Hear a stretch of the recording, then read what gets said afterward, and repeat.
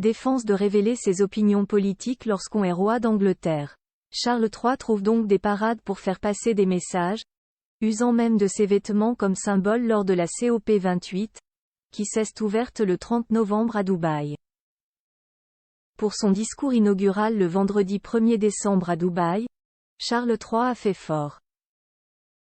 Présent à la COP 28 malgré les nombreux scandales qui divisent la famille royale britannique depuis la sortie du livre d'Omid Scobie, le roi du royaume d'Angleterre s'est exprimé vendredi devant les chefs d'État réunis pour évoquer les changements climatiques. Dans cette allocution, le souverain semblait vouloir régler ses comptes avec le Premier ministre britannique Rishi Sunak, en portant une cravate et une pochette pliée aux couleurs du drapeau grec. Une pique évidente aux résidents du 10 Downing Street, en proie à une querelle diplomatique avec son homologue grec Kyriakos Mitsotakis. Beaucoup ont ainsi lu dans les motifs du drapeau grec représenté sur la cravate du roi une allusion au dialogue difficile entre la Grèce et le Royaume-Uni. En effet, Athènes exhorte depuis dimanche dernier Londres à lui restituer des frises du Parthénon, temple des Athéna, NDLR, tandis que Londres affirme que les sculptures ont été acquises légalement en 1802 par le diplomate britannique Lord Elgin, qui les a revendues au British Museum.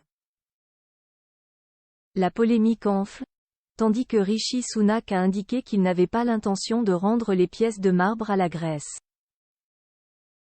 L'intention derrière le choix vestimentaire du père de William et Harry n'est pas encore prouvée. Mais le média Sky News précise que M. Sunak ne semblait pas se soucier du choix vestimentaire du roi, qui pourrait être interprété comme une tentative d'apaiser les tensions diplomatiques. Les souverains font passer des messages codés par leurs vêtements. Charles III n'est pas le premier roi à indiquer ses opinions politiques par le biais de ses tenues. La monarchie britannique est telle que le souverain n'a pas le droit d'exprimer son avis politique, sous couvert d'ingérence dans les affaires du gouvernement. Les monarques qui se sont succédés ont alors dû ruser pour faire passer leurs opinions, en utilisant notamment leurs vêtements comme symbole. C'était par exemple le cas d'Élisabeth II, la mère défunte de l'actuel roi, qui n'hésitait pas à afficher ses convictions dans ses choix vestimentaires. Point.